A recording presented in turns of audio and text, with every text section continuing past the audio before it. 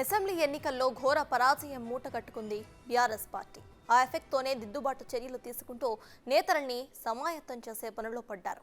కేసీఆర్ ఆదేశాలతో మాజీ మంత్రులు కేటీఆర్, హరీష్ రావు పలువురు సీనియర్స్తో కలిసి పార్లమెంటు వారీగా సమీక్షలు ఏర్పాటు చేస్తూ లోక్సభ ఎన్నికలకు సన్నద్ధమవుతున్నారు. అయితే బీఆర్ఎస్లో ఇప్పుడు మాజీ మంత్రి మల్లారెడ్డి వ్యవహారం హాట్ టాపిక్గా మారింది. ఒకప్పుడు నాకంటే మల్లారెడ్డి ఎక్కువ ఫేమస్ అంటూ చెప్పుకోవచ్చిన కేటీఆర్కి ఇప్పుడు మల్లారెడ్డి శైలి తలనొప్పిగా మారిపోయిందని పార్టీ వర్గాల్లో గుసగుసలు వినిపిస్తున్నాయి.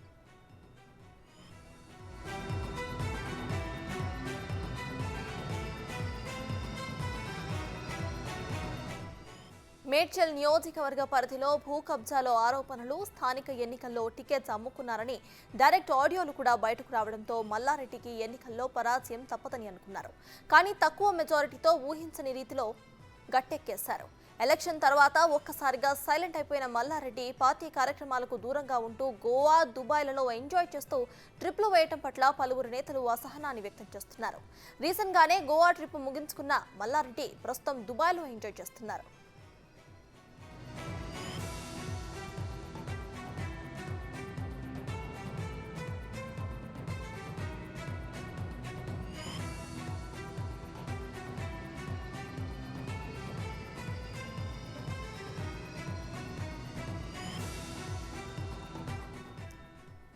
ఈ క్రమంలోనే నేడు మల్కాజ్గిరి బీఆర్ఎస్ పార్లమెంటు సమీక్షా సమావేశం నిర్వహించేందుకు నేతలు ఏర్పాట్లు చేసుకున్నారు.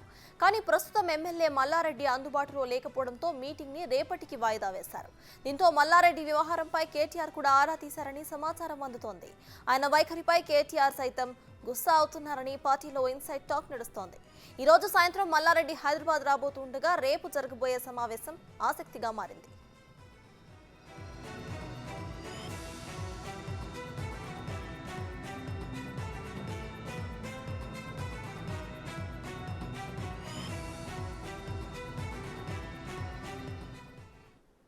అసెంబ్లీ ఎన్నికల్లో ఘోర పరాజయాన్ని మూటగట్టుకున్న బీఆర్ఎస్ పార్టీ ఇప్పుడు దిద్దుబాటు చర్యలు తీసుకుంటుంది. అయితే ప్రెజెంట్ మల్లారెడ్డి వ్యవహారం అయితే హాట్ టాపిక్ గా మారింది. ఇదే విషయంపై పూర్తి అప్డేట్స్ ను మా ప్రతినిధి సైదులు అందిస్తారు.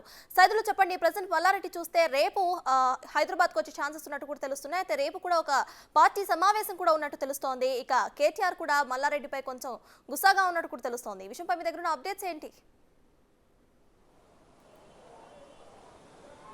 ఎస్ సత్తాజ్, యాక్చువల్గా ఈరోజే అంటే మనకి బీఆర్ఎస్ పార్టీ పార్లమెంటరీ సమీక్ష సమావేశాలు హైదరాబాద్లో బంజారాహిల్స్లో ఉన్నటువంటి తెలంగాణ భవన్లో కొనసాగుతున్నాయి. ఈ సమావేశాలు జనవరి 3 నుంచి నెల 22 వరకు కూడా ఈ సమావేశాలు కొనసాగుతాయి. యాక్చువల్గా ఈరోజు మల్కాజ్గిరి పార్లమెంటరీ బీఆర్ఎస్ పార్టీ సమీక్ష సమావేశం ఉన్నది. అయితే వాస్తవంగా మేడ్చల్ ఎమ్మెల్యే, మాజీ మంత్రి మేడ్చల్ ఎమ్మెల్యే చామకూర మల్లారెడ్డి అతను అందుబాటులో లేకపోవడంతో అది రేపటికి వాయిదా వేశారు. అంటే ఈరోజు ఇప్పుడు సికింద్రాబాద్, హైదరాబాద్ అయితే ఆల్రెడీ కొనసాగుతుంది. ఇప్పుడే ఇక్కడ ఉన్నటువంటి కార్యకర్తలు అందరూ కూడా తెలంగాణ భవన్ చేరుకుంటున్నారు. అయితే వాస్తవంగా ఈరోజు జరగాల్సిన మల్కాజ్గిరి పార్లమెంటు స్థానానికి సంబంధించి మాత్రం చాలా ప్రియారిటీగా తీసుకున్నటువంటి స్థానం అది. ఎందుకంటే మెదక్, మల్కాజ్గిరి 2 స్థానాల్లో బీఆర్ఎస్ పార్టీ గెలుస్తుందని చెప్పేసి కూడా కొంత ఆశ పెట్టుకున్న నేపథ్యంలో వాస్తవంగా ఈరోజు మేడ్చల్ ఎమ్మెల్యే మల్లారెడ్డి ఒకవేళ ఈ సమావేశానికి హాజరు కాకపోతే ఖచ్చితంగా ఒక నెగిటివ్ ఒపీనియన్ ప్రజలకు వస్తుందని చెప్పేసి కూడా భావించిన నేపథ్యంలో వెంటనే అతను ఆరా తీసినట్టుగా కూడా మనకు తెలుస్తుంది. నిన్న ఈవినింగ్ టైంలో కేటీఆర్ ఆ సమీక్ష సమావేశం అంటే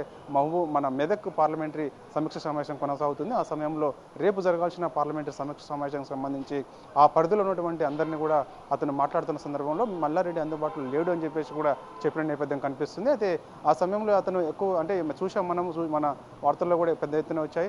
అతను గోవా, దుబాయ్లో ఎక్కువగా ఎంజాయ్ చేస్తున్నట్టు కూడా మనకు వార్తలు వచ్చాయి.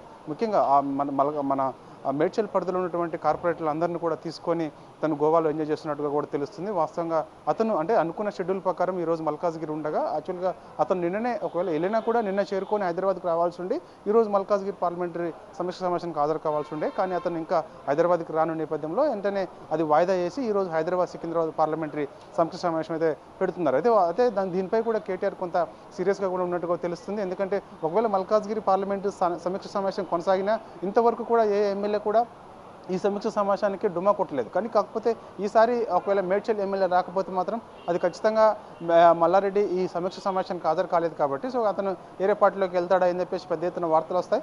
మరోవైపు పార్లమెంటరీ ఎన్నికలు కూడా దగ్గర ఉన్నాయి కాబట్టి సో అది కూడా ఖచ్చితంగా ఆ ప్రభావం ఎక్కువగా పడుతుందని చెప్పేసి కూడా ఇటు కేటీఆర్ భావించారు, హరీష్ రావు కూడా భావించారు. హరీష్ రావు కూడా మధ్యలో కొంత కలగజేసుకున్నారు. అంటే ఎందుకు అతను ఒకవేళ సమీక్ష సమావేశం ఉన్నదని తెలిసి కూడా ఎందుకు వెంటనే హైదరాబాద్కి చేరుకోలేదని చెప్పేసి కూడా కొంత ఆరా తీశారు. అయితే ఈరోజు సాయంత్రం ఈవినింగ్ టైంలో అతను వస్తాడని చెప్పేసి కూడా అక్కడ అతనికి సంబంధించిన అనుచరులు చెప్పిన నేపథ్యంలో వెంటనే అది ఎల్లుండికి పోస్ట్పోన్ చేశారు. ఏదేమైనా సరే మల్లారెడ్డి వ్యవహార శైలికి మాత్రమైతే ఇటు కేటీఆర్, అదేవిధంగా హరీష్ రావు, కేసీఆర్ వీళ్ళు ముగ్గురు కూడా కొంత సీరియస్గా ఉన్నారు. ఎందుకంటే అంత సీరియస్గా జరుగుతున్న పార్లమెంట్ సమీక్ష సమావేశాలు, ఎందుకంటే గత శాసనసభ ఎన్నికల్లో ఓటమిని దృష్టిలో పెట్టుకొని రాబోయే పార్లమెంటరీ ఎన్నికలను ఖచ్చితంగా మనం ఒక ప్రతిష్టాత్మకంగా తీసుకోవాలి అని చెప్పేసి భావిస్తున్న ఈ సమీక్ష సమావేశాలు ఈ విధంగా కొంత నిర్లక్ష్యంగా వ్యవహరిస్తే మాత్రం కఠిన చర్యలు తీసుకుంటామని చెప్పేసి కూడా చెప్తున్న నేపథ్యం కనిపిస్తుంది. చూడాలి మరి అతనిపై ఎలాంటి చర్యలు తీసుకుంటారనేది మనకు తెలియాల్సింది. ఏదేమైనా సరే ఇప్పుడైతే అందరి వ్యవహార శైలి అయితే మాత్రము అతను ఎంజాయ్ చేస్తున్న తీరు అదంతా కూడా ఒకవేళ ఎంజాయ్ చేసుకుంటే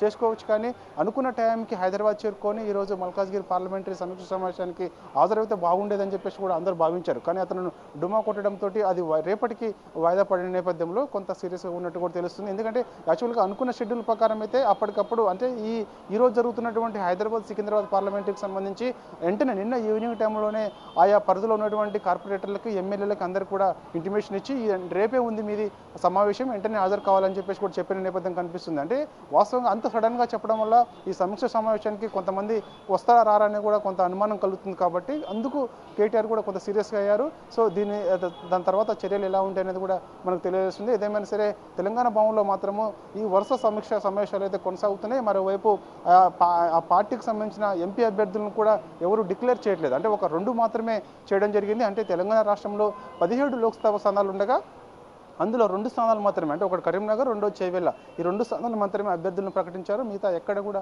అభ్యర్థులను ప్రకటన చేయడం లేదు. అంటే దీన్ని బట్టి అంటే చూస్తే మనకి ఏమర్థమవుతుందంటే ఎవరు కూడా కొంత ఆశ చూపట్లేదు అని చెప్పేసి కూడా మనకు తెలుస్తుంది. ఎందుకంటే 2018 ఎన్నికల్లో కూడా చూసాం మనము. స్వయాన కవిత వాళ్ళ కేసీఆర్ కూతురు కవిత నిజామాబాద్లో పోటీ చేసినప్పుడు కూడా ఆమె ఓడిపోవడం జరిగింది. సో అందుకు ఇప్పుడు మళ్ళీ అధికారం కోల్పోయాం కాబట్టి ఇప్పుడు కాంగ్రెస్ పార్టీ అధికారంలో ఉన్నది కాబట్టి కొన్ని 100 కోట్లు ఖర్చు చేయాల్సి వస్తుంది కాబట్టి ఎంపీ ఎలక్షన్స్లో.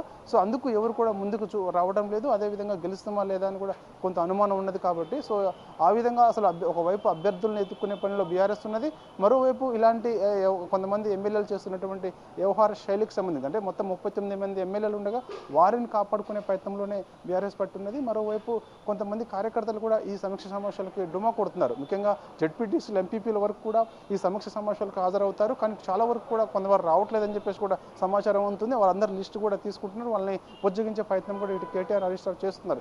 ఏదేమైనా సరే క్యాడర్ని కాపాడుకునే పనిలో బీఆర్ఎస్ పార్టీ ఉంది. అదేవిధంగా రాబోయే పార్లమెంటరీ ఎన్నికల్ని ఖచ్చితంగా గెలవాలి అని చెప్పేసి కూడా భావిస్తున్న నేపథ్యం కనిపిస్తుంది. కానీ ఒకవైపు అభ్యర్థులు ఎవరు కూడా ముందుకు రాకపోవడంతో కొంత నిరాశ ఎదురవుతుంది. ఇటు చూడాలి మరి చివరిగా ఎవరెవరు ముందుకు వస్తారు ఏంటి అనేది కూడా తెలియాల్సింది. కాకపోతే ఇప్పటి వరకు అయితే మాత్రము మొత్తం 17 లోక్సభ స్థానాల్లో హైదరాబాద్ ఒకటి మినహాయించి మిగతా 16 స్థానాలకు సంబంధించి ఖచ్చితంగా మేము పోటీలో ఉంటున్నాము, మాకు ఖచ్చితంగా గెలిచే అవకాశాలు మెండుగా ఉన్నాయని చెప్పేసి చెప్తూనే మరోవైపు కొంత వాళ్ళల్లో కొంత అసంతృప్తి నేతలను బుజ్జగించే ప్రయత్నం చేయడము, కార్యకర్తలు ఎవరెవరు మీ సమీక్ష సమావేశాలకు హాజరు కావట్లేదని చెప్పేసి అవన్నీ కూడా ఆరా తీయడము, ముఖ్యంగా ఇటు ఎంపీ అభ్యర్థులను కూడా కొంతమందిని ఖచ్చితంగా ఈసారి ఖచ్చితంగా మనం పోటీ చేయాలి, ఎందుకంటే పోటీలో లేకపోవడం వల్ల ఇబ్బంది తలెత్తుతుంది అని చెప్పేసి కూడా భావిస్తున్నారు. మరోవైపు అభ్యర్థులు కూడా ఎవరు ముందుకు రాకపోవడంతో వాళ్ళని కూడా కొంత ఇటు బీఆర్ఎస్ పార్టీ కూడా కొంత నిరాశలో ఉన్నట్టు మనం చెప్పవచ్చు. ఎందుకంటే 2014-18 ఎన్నికల్లో వరుస విజయాలు సాధించినటువంటి బీఆర్ఎస్ పార్టీ ఎన్నడూ కూడా ఇలాంటి పరిస్థితి ఎన్నడూ కూడా మనకు రాకపోతుండే. ఎందుకంటే ఒకేసారి అన్యూయంగా మొన్న జరిగిన ఎన్నికల్లో ఓటమి తర్వాత ఇక వెంటనే ఒక 2 నెలల్లోనే మనకి అంటే నెక్స్ట్ ఫిబ్రవరిలో నోటిఫికేషన్ వచ్చే అవకాశం ఉన్నది కాబట్టి అభ్యర్థులు ఎవరు కూడా ముందుకు రాకపోవడంతో కొంత వాళ్ళలో నిరాశ మొదలైందని చెప్పవచ్చు. ఏదేమైనా సరే ఈరోజు జరగాల్సిన మల్కాజ్గిరి పార్లమెంట్ స్థానం మేడ్చల్ ఎమ్మెల్యే మల్లారెడ్డి రాకపోవడం వల్ల అది రేపటికి వాయిదా పడి ఇప్పుడు హైదరాబాద్ సికింద్రాబాద్ పార్లమెంట్ సమీక్ష సమావేశం కొనసాగుతుంది. ఆయన వ్యవహార శైలికి సంబంధించి కూడా కేటీఆర్ ఆరా తీశారు. Sartaj. Right, thank you Saidul.